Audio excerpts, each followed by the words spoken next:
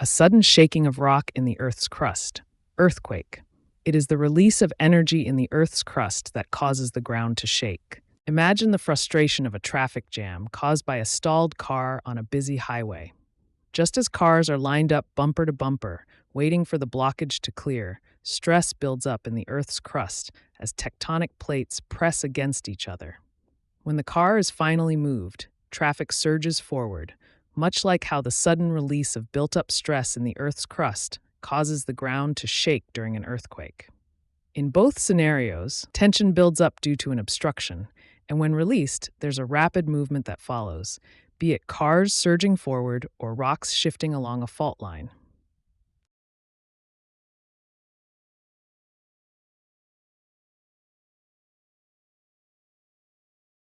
The underground point where an earthquake starts. Focus. The focus is the exact location beneath the Earth's surface where the earthquake begins. Imagine you're trying to find the source of a mysterious noise in your house. Just as you might trace that noise back to a hidden spot, perhaps under the floorboards or within the walls, scientists pinpoint the origin of an earthquake beneath the Earth's surface.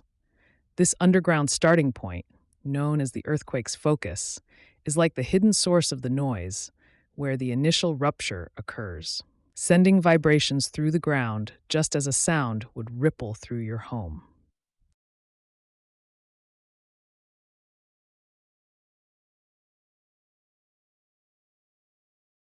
The point directly above the focus of an earthquake on Earth's surface is the epicenter. The epicenter is the spot on the Earth's surface right above where an earthquake starts underground. Imagine you're at a crowded party, and someone spills a drink in the middle of the room. The immediate splash and wetness are felt at the center, but soon, everyone around the spill starts feeling the effects as the liquid spreads. Similar to this, when an earthquake occurs, the initial spill or disturbance happens deep underground, called the focus. But the impact is first felt at the epicenter directly above it on the surface, just like how the splash's effects first reach those closest to the spill. In this analogy, the center of the spill is like the earthquake's focus, and the point on the floor where the spill is most intense, directly above the center of the spill, represents the epicenter on Earth's surface.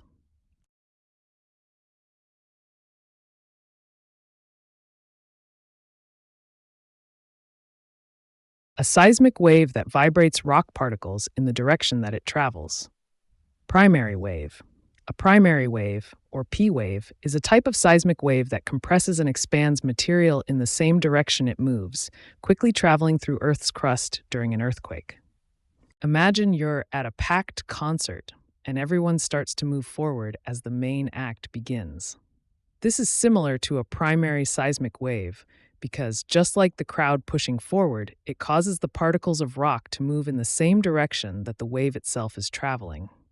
In this analogy, the concertgoers are like the rock particles, and the forward surge of the crowd represents the primary wave that pushes everything in its path forward, illustrating how energy propagates through the earth during an earthquake.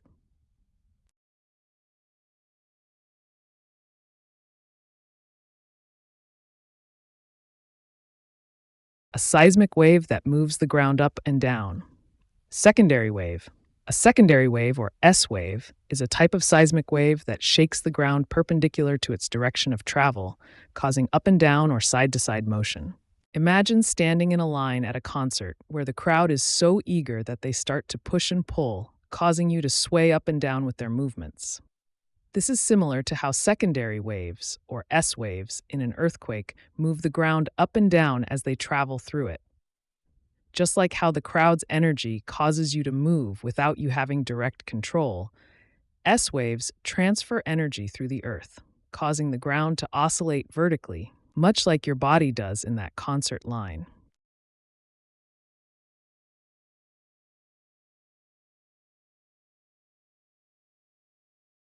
An energy wave caused by an earthquake. Seismic wave. A seismic wave is a vibration that travels through the earth when the ground shakes. Imagine you drop a small stone into a calm pond and watch as ripples spread outwards from the point of impact.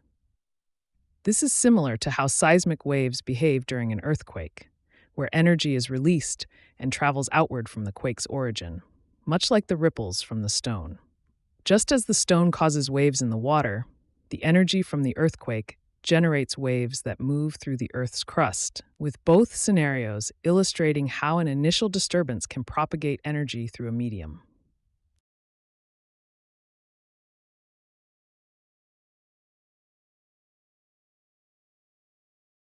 A record of seismic waves produced by a seismograph. Seismogram. A seismogram is a visual record that shows the waves of energy moving through the Earth during an earthquake. Imagine you're trying to decipher a muffled conversation happening in the next room. Just as the changes in volume and tone give you clues about the intensity and emotion of the conversation, a seismogram records the subtle and intense vibrations of the Earth's crust to reveal the details of seismic activity.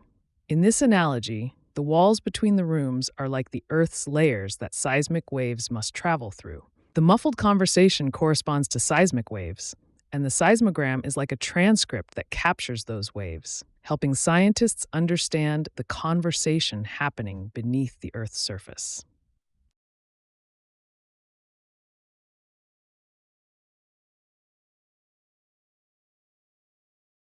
An instrument that records seismic waves. Seismograph. A seismograph is a machine that measures the shaking of the ground during an earthquake. Imagine you're trying to figure out which of your neighbors is playing loud music through the vibrations you feel in your apartment walls.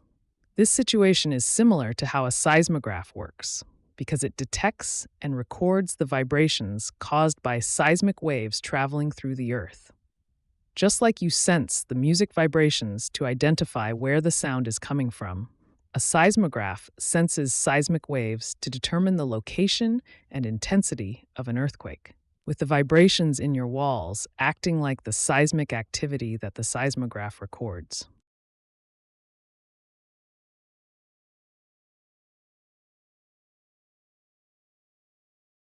The shaking during an earthquake, which makes wet soil act like a liquid, is called liquefaction. Liquefaction happens when the ground shakes and waterlogged soil loses its strength, causing it to flow like a liquid. Imagine trying to walk across a beach with a bucket of water, only to have the sand shift beneath your feet, causing you to spill the water. This is similar to how the shaking during an earthquake can make wet soil lose its solid ground characteristics and behave like a liquid. Just as the sand's instability makes it hard to balance, the vibrations from an earthquake loosen the particles in wet soil, reducing friction and allowing them to flow more freely, effectively turning the ground into a liquid-like state.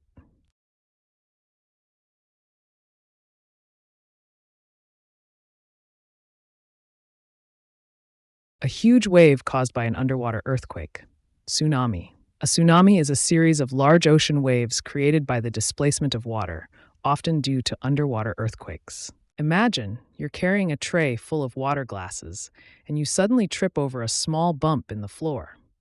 Just like the water in the glasses might spill over the edge due to the sudden jolt, a tsunami occurs when an underwater earthquake displaces a large amount of water. The bump represents the seismic shift beneath the ocean floor. The tray is akin to the ocean surface, and the spilling water mirrors the massive ocean wave that spreads outwards from the disturbance, creating a tsunami.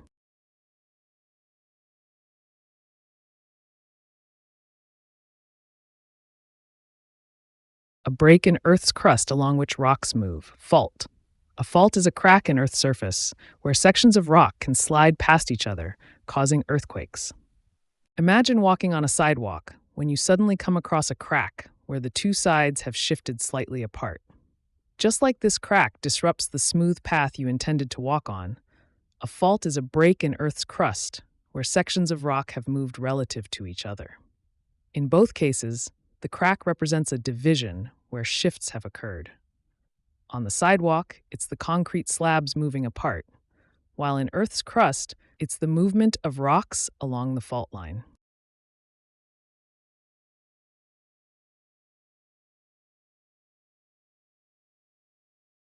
The force of an object pressing, pushing, or pulling on another object. Stress. Stress in science is the measure of force applied to a material that causes it to change shape. Imagine trying to fit too many clothes into a suitcase for a vacation. This is similar to how an object's force presses, pushes, or pulls on another object. Just as the clothes create pressure inside the suitcase, causing it to bulge and stretch, an object exerts force on another, leading to stress and potential deformation.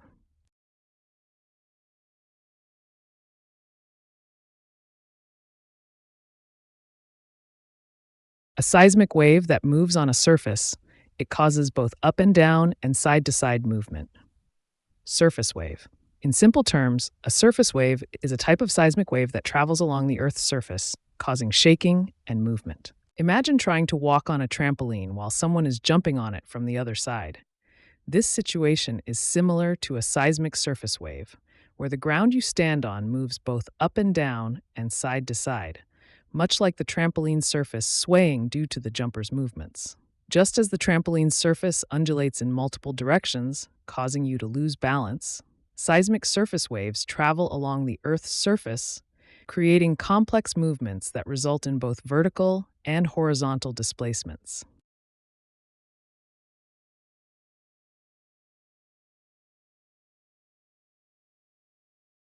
The strength of an earthquake. Magnitude. In science, magnitude measures the energy released by an earthquake. Imagine you're at a party where the volume of the music keeps fluctuating, making it sometimes hard to hear your friends. Just like how the volume of music can range from a quiet whisper to a booming roar, the strength of an earthquake varies from a gentle tremor to a violent shake. In this analogy, the volume of the music represents the earthquake's magnitude, with the quiet whispers akin to minor seismic activities and the booming roars symbolizing powerful, destructive quakes.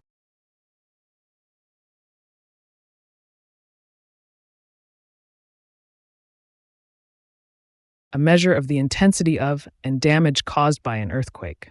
Mercalli scale. The Mercalli scale measures the effects and damage of an earthquake on people and buildings. Imagine you're trying to figure out how severe a car accident was just by looking at the damage done to the car. The Mercalli scale works similarly by assessing the intensity of an earthquake based on the visible damage it causes to buildings and the ground. Just like a more severe car accident leaves behind more extensive damage and is easier to assess, a higher intensity earthquake on the Mercalli scale results in more noticeable destruction, allowing us to gauge how powerful the seismic event was.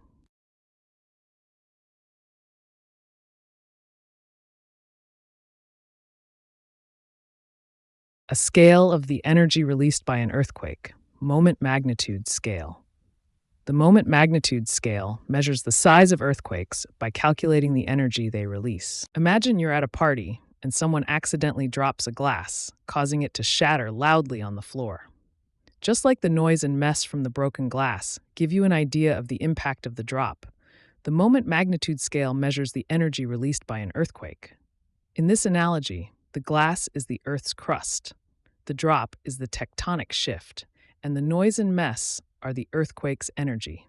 The moment magnitude scale quantifies the mess to tell us how powerful the earthquake is.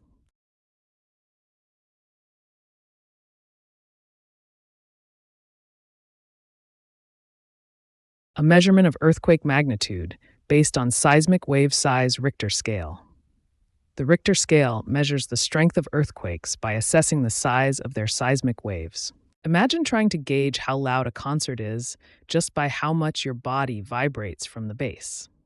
Much like these vibrations help you sense the intensity of the music, the Richter scale measures the magnitude of an earthquake by examining the size of seismic waves.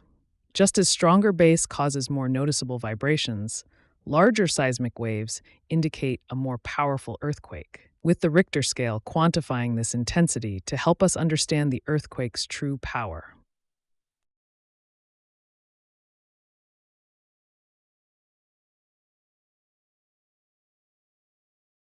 An area of few recent earthquakes, but with a history of strong quakes. Seismic gap. A seismic gap is a section of a fault that has not experienced significant earthquakes for a long time, suggesting it may be due for a future quake. Imagine a crowded highway where traffic suddenly clears up, giving you a smooth ride, but you know from experience that a traffic jam is likely just around the corner due to the usual congestion patterns. This situation is similar to a seismic gap, where an area has been relatively quiet with few earthquakes recently, despite a history of strong seismic activity indicating potential for future quakes. Just as the cleared highway suggests an upcoming jam based on past traffic behavior, a seismic gap signifies a buildup of stress along a fault line, making it likely to release as a future earthquake.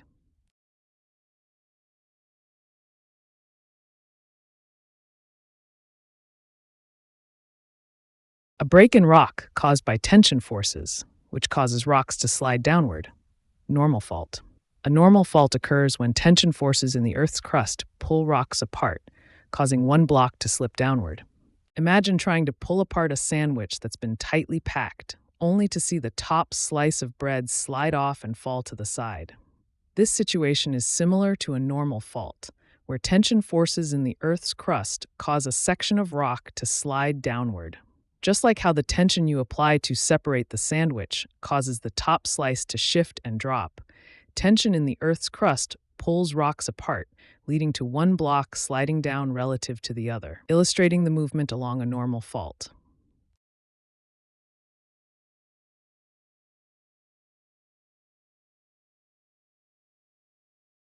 A fault caused by compression, which pushes rock upwards. Reverse fault. A reverse fault occurs when two blocks of the Earth's crust are compressed together, causing one block to move up over the other. Imagine trying to fit too many clothes into a suitcase, resulting in some garments pushing upwards and spilling out as you attempt to close it. This is similar to a reverse fault in geology, where compression forces push rock layers upwards. Just as the clothes in the suitcase are squeezed and pushed upward due to limited space, rock layers in a reverse fault are compressed by tectonic forces, causing them to move and create an upward bulge.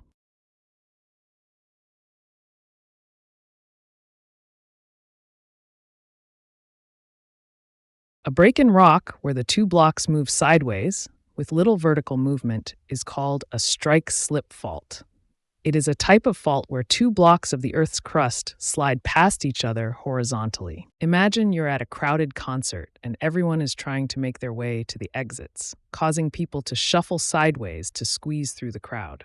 This is similar to a strike-slip fault, where two blocks of rock slide past each other horizontally, much like concertgoers moving sideways with little vertical change in position. Just as the crowd moves side to side to find their way out without jumping up or down, the rocks in a strike-slip fault shift horizontally along a fault line, emphasizing lateral movement with minimal vertical displacement.